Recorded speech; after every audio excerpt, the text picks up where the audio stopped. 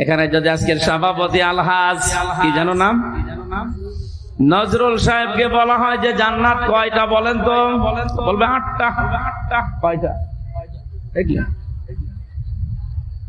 অথচ জান্নাত আল্লাহ পাক বানিয়েছেন একটা, তার দরজা বানিয়েছেন, স্তর বানিয়েছেন 100টার উপরে। আমরা বেশিরভাগ মানুষ জানি 8টা।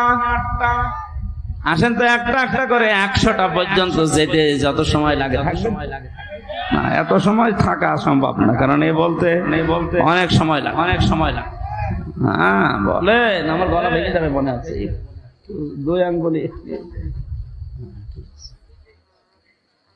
এর সাথে মিলিয়ে এটা হয়তো আমার বিরুদ্ধেও যেতে পারে, আমিও পরিবর্তন হব।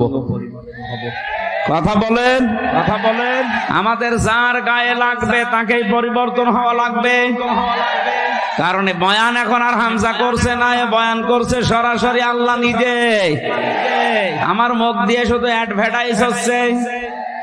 আল্লাহ পাক জানিয়েছেন ইযকুম লাআল্লাকুম তাযাক্কারুন। ওয়াজ তো করি আমি আল্লাহ, ওয়াজ কে করে? হামজা ওয়াজ করছে, ওয়াজ সরাসরি আল্লাহর, আমি শুধু অ্যাডভার্টাইজ করে শোনাচ্ছি।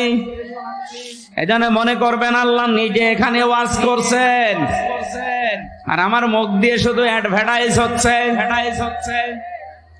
আল্লাহর কথা শুনতে হলে যেরকম মন মানসিকতা লাগে, যেরকম কান লাগে, যেরকম